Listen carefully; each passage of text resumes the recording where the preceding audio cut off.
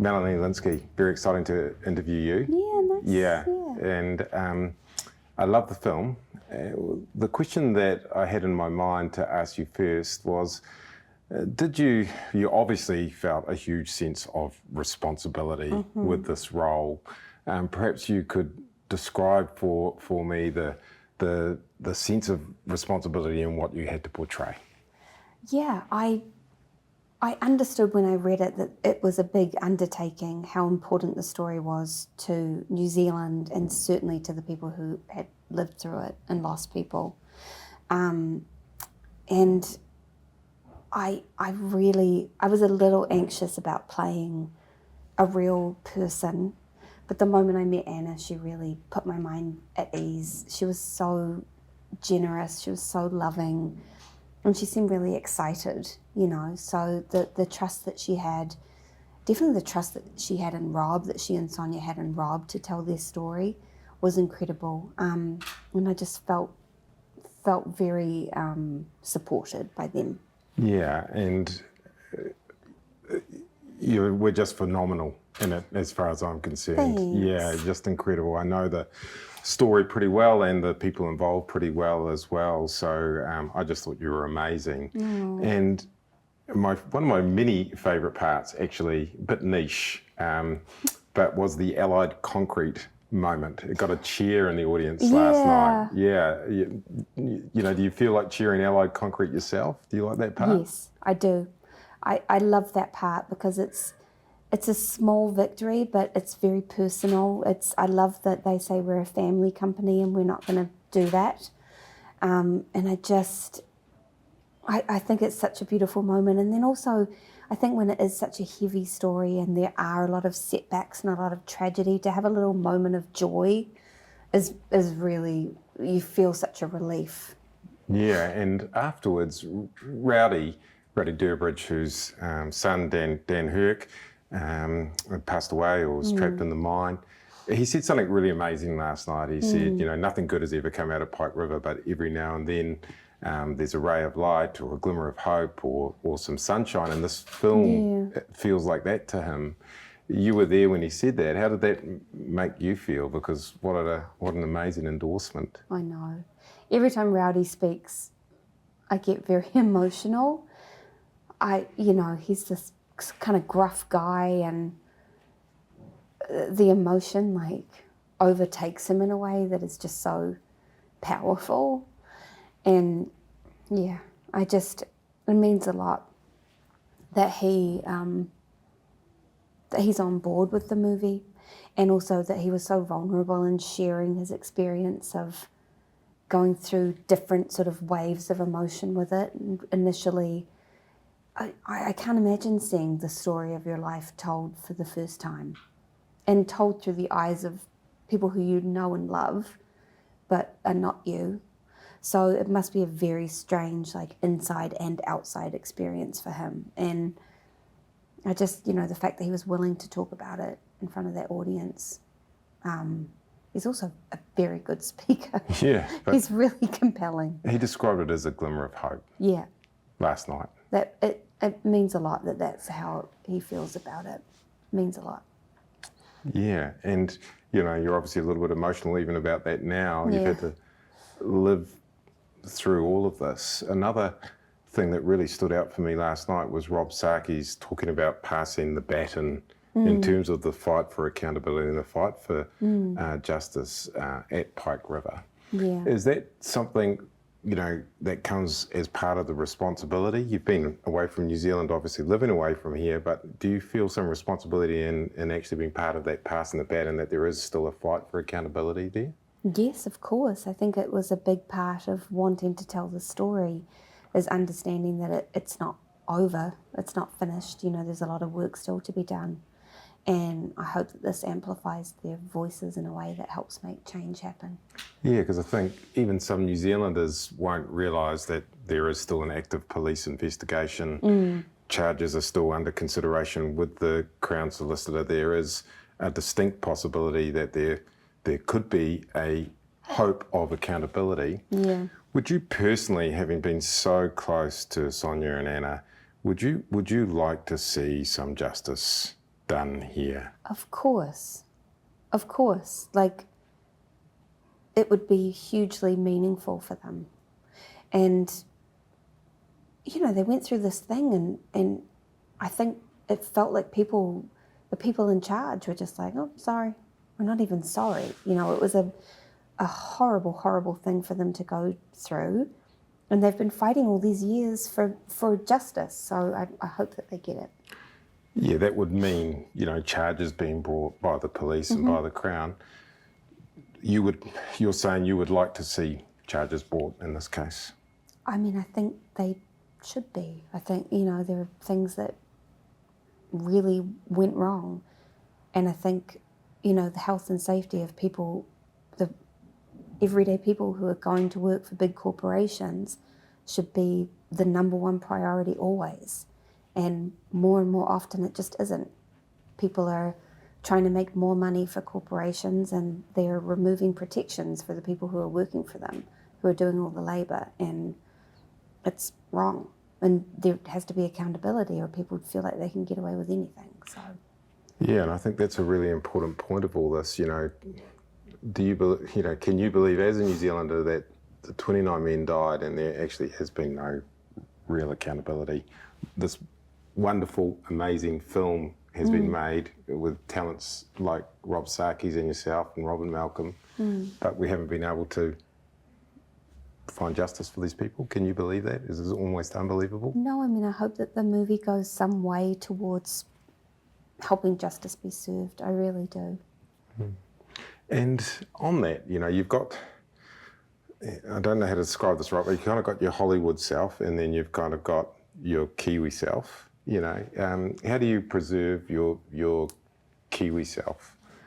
I mean, I would say that's not true. Yeah, I have myself sorry. And I'm the same in both places. Yes. I knew I wasn't going to phrase that right. No, it's I gave okay. it a nudge. I mean, I live in Los Angeles, but I think people have an idea of what my life is like that's very different. Like, I think my life would be kind of exactly the same if we lived here. I do a lot of volunteering at school. It's a pretty ordinary existence. Like, most of our friends are not actors.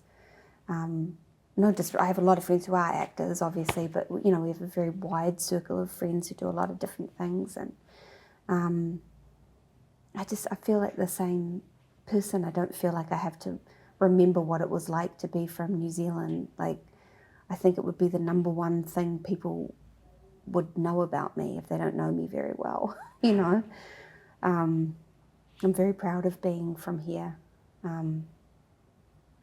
Yeah. I even saw you give Ozone Coffee a shout out in Harper's Bazaar. Yes. Yeah. That was pretty cool. I know, that was really fun. They said, what are your favourite spots around Auckland? And I was like, oh, this is a thing I can get behind. This is great. Yeah. It was fun. And in terms of that, one thing I've always hoped to interview, and I always wanted to ask you something about when you were younger in New Plymouth. And I read once, you know, that you said that you were shy. Yeah. And that acting helped you get out of that or deal with that. That's very inspiring for not just young people from New Plymouth or New Zealand, but for people anywhere in the world. Yeah. How's that worked out for you? You know, how did you overcome shyness through putting yourself out there?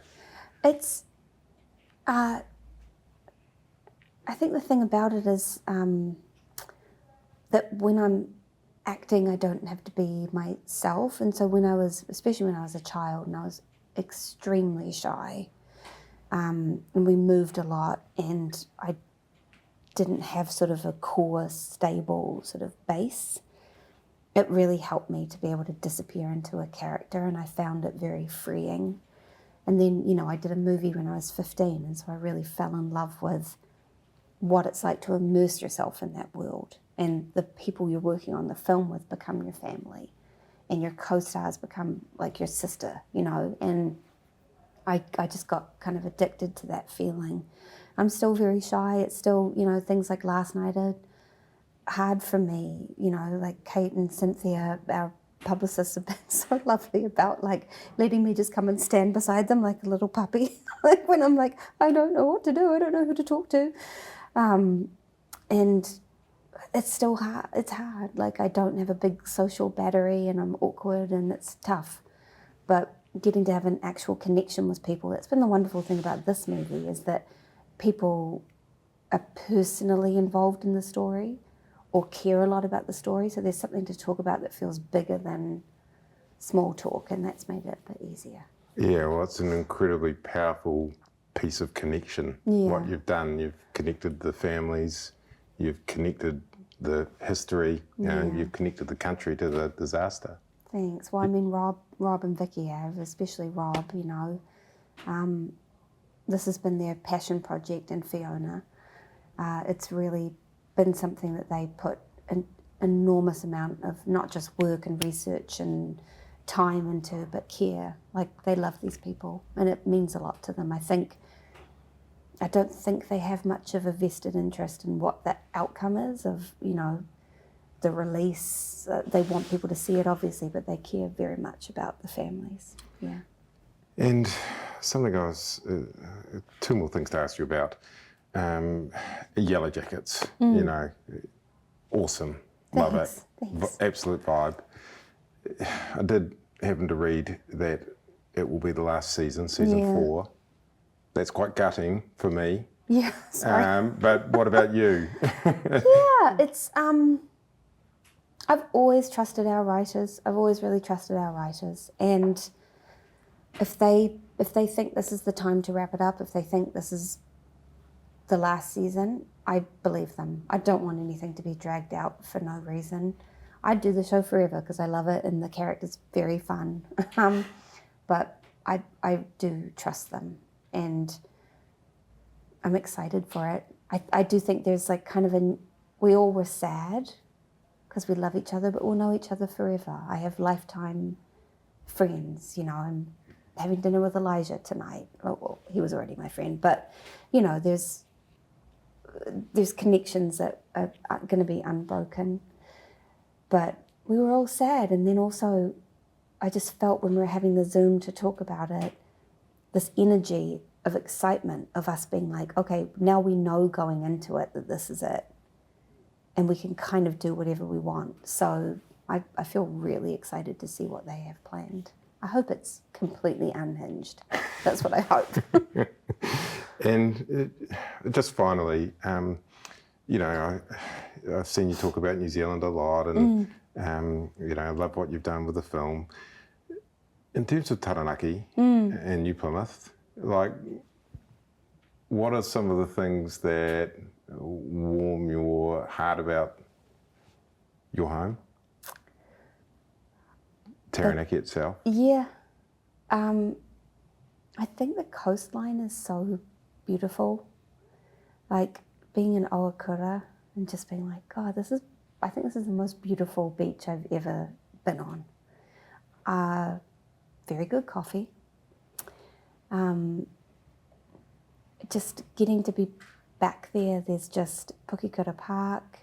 I always take my daughter to the lights when we're in town over Christmas, you know, the Len Lai Museum. There's so much. Like, it's really, you would know, like growing up. I'm loving this, by the People way. kind of Yeah. people kind of made fun of New Plymouth, and it's a funny thing, you don't really understand. Like, there were sometimes on set of Yellow Jackets with Simone Kessel, because she's from Auckland, where she was trying to explain to the other girls what being from New Plymouth, like, she was like, well, she's from New Plymouth. And then the other girls were like, we don't know what that means. Like, New Zealand feels this big to us. Like, what are you talking about? And I was like, it's hard to explain. It's very provincial. Like, and people made fun of us. Like, I remember going to Wellington and people were like, oh, your accent or whatever. And I was like, oh. And there's been like a real pride, I think, that the region has had in recent years. And it's a truly beautiful place. And I do feel like there's a vibrancy there that maybe was not there when we were teenagers. It feels a bit different. And people are feeling very proud to be from there. And I've always been proud to be from there. So it's just nice to feel like, you know, more and more often people are like, New Plymouth is great. Like, kind of surprised. Like, I went to New Plymouth and it was great. And I'm like, Yeah, no shit. But yeah, it's a very beautiful place. Yeah, and well, that's everything. Thank you very much for doing this, being interviewed by me. But thank you more for everything you've done for our country, for New Plymouth. I'm very proud to be from the same place as you, and I actually think you're amazing in Pike River. Thank you. Thanks for doing this, and thank you for being patient today. Oh, no, that's all good. We drag things out. Yeah, no, I don't know if you remember the Brandons, Tessa Brandon, and they were sort of a family, and I think the Clemos, and there were some other families around your neighbourhood. Yes. Yeah, but I actually gave you a fright once. You gave me a fright? I gave you a big fright. Yeah, in the St. Mary's graveyard. This is a true story. Okay. Do you want to know it? Yes, of course. Is this what you were about to tell me in the beginning? Yeah, but I wanted to get the interview done before I put you off, and you were like, this is too random. We were walking in the St. Mary's graveyard, you know, along the back of the graveyard there. I always used to hang out in the graveyard. There was a shortcut through to Brougham Street. Mm-hmm. We were with our families, and for some reason we were walking through there, and I jumped out and gave you a fright. Oh. And you didn't like it very much. This has been reported back to me. I think we were maybe 10 or 12. Mm-hmm. And I gave you a serious fright. Oh. And I think that's the last time that we've been in contact. But my mum would always see you doing well.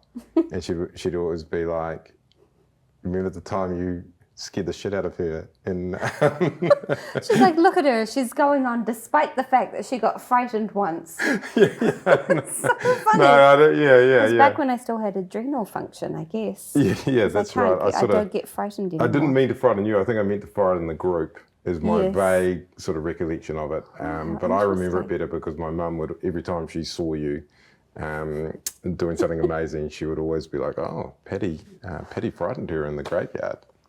That's so mean. Oh God! Yeah, well, I do feel mean. I don't remember. No, it's mean of her to keep bringing it up. Yeah, I that's don't right. remember it. That's right. She brought it up in a sort of there was child. There was our one connection to success, so it was good. Oh God, I was so nervous when you started.